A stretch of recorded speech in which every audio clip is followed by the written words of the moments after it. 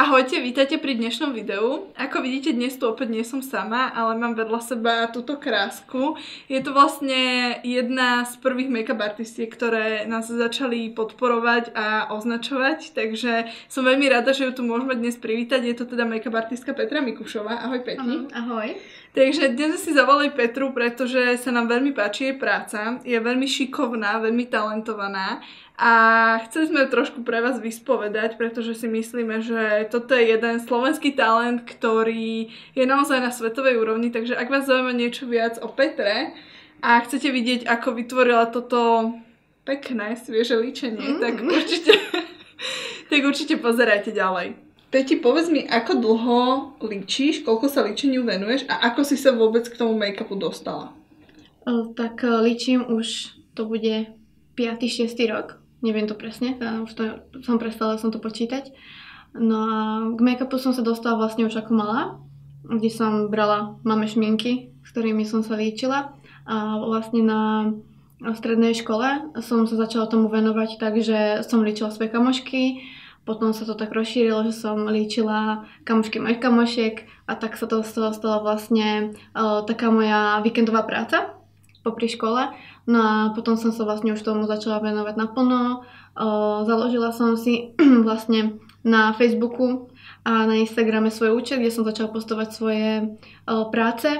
Potom sa to zase rozšírilo a momentálne som teda s jednou mojou kamoškou, Sapku pozdravujem, založila svoj vlastný salón, ktorý sa nachádza v Holíči.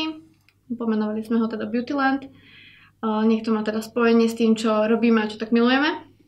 A som na to vlastne hrdá, pretože to je naše takéto umelecké dielo, kde pracujeme a kde trávime najviac času. Keby si mala tak zadefinovať nejak ten štýl líčenia, ktorý robíš, alebo ktorý je taký pre teba typický, že keď sa pozriem na túto prácu, tak si hneď poviem, že to robila Petra. Tak čo je také pre tvoje líčenie úplne typické, čo ťa charakterizuje? Tak pre moje líčenie je asi typické to, že vždy sa snažím tú ženu dostať do takého toho sviežeho looku. Že ja som teda obľúbenec highlighterov, takže každej žene ho dám, ten highlighter. Bez ohľadu na to, či ho chce alebo nie. Proste... Takže nevyberie si. Nevyberie si. Musí ho mať. A máme asi rada takéto sviežejšie líčenie, čo je teda na mojej práci, možno aj vidieť. Najprv som začínala tak, že som robila také výraznejšie líčenie, čo som teda nevedela som sa s tým popasovať, ako mám spraviť líčenie jemnejšie pre tú klientku. Vždy som spravila proste také jednotné, že to bolo pre ňu trošku výraznejšie. Potom som sa už časom naučila menej je viac.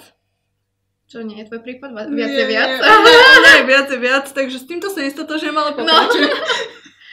A radšej, keď klientka chce, tak radšej pridám, ako potom už ťažko uberať. Čo sa týka teda tých tvojich líčení, tak skôr teda si zakladáš na tej pleti a robíš jemnejšie líčenie očí, alebo nájdeme u teba aj nejaké výrazné dymové líčenia na očiach a podobne? Určite nájdete u mňa aj výrazné dymové líčenia.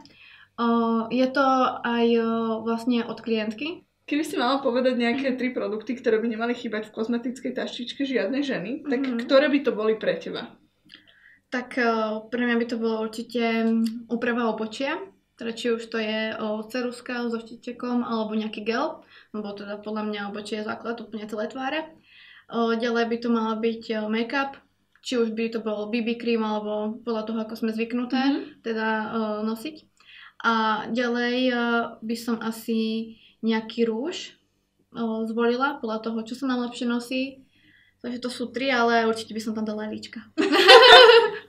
Tak tieto 4 produkty teda, milé dámy, potrebujete v svojej kozmetickej taštičke, pokiaľ chcete vyzerať takto krásne ako Petra Mikušová.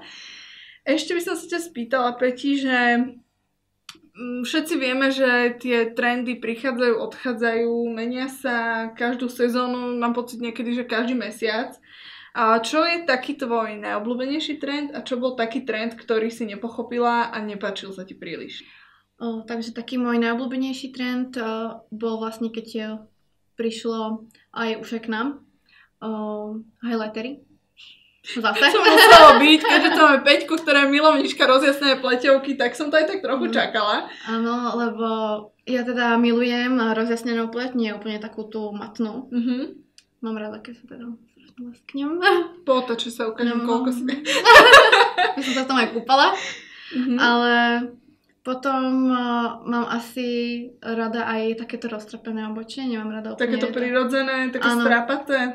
Nemám rada úplne, keď si žena doslova nakreslí a ako by som to povedala, ako zvýrazňovať svoje obočie, to akože úplne to sa mi nepáči. A potom, čo akože sa mi nepáči, no tak asi si žiadny taký extra trend, čo by sa mi nepáčil, nepamätám. Mám rada väčšinou aj výrazné líčenie, aj niečo jemnejšie. Je to asi buď od toho, akú mám náladu, alebo čo zvolím. Na ten deň. Čo to slovo, že toto je krásne, znamená pre teba? Čo je pre teba tá krása? No pre mňa je hlavne krása, keď z toho človeka niečo určite vyžaruje. No, ja by som povedala, že vizuálne je krásny hocikto, ale to, že je krásny vo vnútri a že zo seba fakt niečo vyžaruje a chová sa tak aj k ľuďom, tak to je pre mňa taká skutočná krása. Ešte je také, ja by som povedala také, hovorí sa to teda, že žiadna žena nie je škaredá, ale existujú teda neupravené ženy. A stretávaš sa často s tým, že máš pocit, že ženy sa o seba menej starajú? Stretávam. Často. Ale myslím si, že už v dnešnej dobe sa začínajú o seba starať, len niektoré ženy nevedia ako. Že sú radi, keď im niekto poradí. Ale niektoré ženy sú také, že sa boja alebo sa hanbia spýtať. Tak radšej to nechám tak, že no tak som zvyknutá, alebo už sú ľudia na mňa zvyknutí, tak ako som chodila doteraz, tak už tom nebudem dávať žiadnu šancu. Ešte by som sa možno spýtala, teraz od týchto vážnejších tém prejdeme zase k niečomu ľahšiemu, by som povedala na záver. A Peti, čo by si teda... No čo by som teda? A kto sú takí tvoji obľúbenci, čo sa týka teda tej beauty sféry? Koho si rada pozrieš na YouTube, na Instagrame? A keď tak kľudne povedz aj prečo. Aby sme možno inšpirovali divákov, aby si niečo nové, alebo aby niekoho nového objavili, tak poď. Dobre. Takže sledujem Duffy's Makeup. To mám veľmi rada. Naozaj sa mi páči tvoja práca. Ďakujem. Ďalej zo Slovenska je to Erika Grunwaldová, pre mňa to je úplný umelec. Ďalej Adriana Loy, ďalší umelec. Deniska Strapková, tiež úplne krásne, svieže líčenia, to keď vidím úplne, akože to je moje. A z takých zahraničných je to Charlotte Tilbury. A ďalej asi Jeffree Star. Jeffree Star? To by som na teba inak nepovedala, lebo... Strašne sa mi páči sa na to pozerať, akože obdivujem takú prácu, ale možno nie, že ja to robím, ale páči sa mi na to pozerať. Akože... Ja by som na teba Jeffreeho nepovedala, vieš prečo, lebo tá Charlotte, to si poviem, že super, ona robí presne tie prejasnené looky a je to také celé svieže, fresh. Ale Jeffreeho by som na teba nepovedala, lebo teda on má rád všetkého veľa, všetko výrazné. On je teda extrémne výrazný sám o sebe. A ďalšia vec, že ty mi prídeš také jemné žienia a Jeffree Star teda je všetko len nejemný, hej? Jeffree Star je taký ten hlučný človek, o ktorom teda ale ja mám sa takých ľudí rada. Áno? Aj ma takí ľudia vedia zaujať. Možno preto, že ja taká možno nie som, že potrebujem taký priestor na to, aby som sa tak aklimatizovala.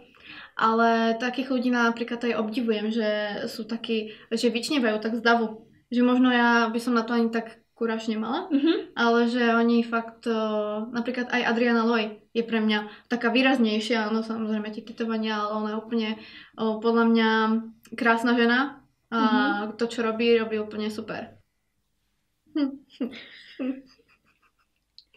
Ako poslednú otázku by som sa asi spýtala iba toľko, ako sa ti dnes natáčalo, lebo vlastne ty si netočila ešte, takže to bolo pre teba úplne prvá skúsenosť, tak ešte mi povedz, ako sa ti to dnes teda páčilo? No, mám som z toho stres. Úplne som sa toho bála, od rána teda som nejedla. No, bolo som sa bála, že čo to bude, ako tam budem vyzerať. Ale normálne na počudovanie to bolo úplne príjemné, úplne akože super. Bála som sa toho, pretože ja sa ani doma, vždy sa fotím, nikdy sa nenatáčam, nepáčim sa sama sebe. Keď ma niekto natáča, alebo keď ma aj niekto fotí, niekto druhý, ja mám rada selfiečka, proste to je moje. Ale keď ma niekto fotí, tak sa väčšinou na fotkách sama sebe nepáčim. No, ja by som povedala, že teda dnes si vyzerala veľmi dobre a zvládla si to úplne super. Vy nám určite dolu do komentárov dajte vedieť, ako to Peťka dnes zvládla. Či sa vám toto líčenie páči, prípadne či by ste chceli vidieť s ňou ďalšie videá, ak áno, aké. No a... Určite niečo výraznejšie budete No a ja Peťke veľmi pekne ďakujem, že si teda našla čas prísť k nám niečo natočiť. Som veľmi rada, že konečne sa k nám dostala, pretože naozaj jej prácu sledujeme veľmi dlho a veľmi sa nám páči. Takže ja ďakujem ešte raz Peťke a teším sa na vás pri ďalšom videu. Ahojte!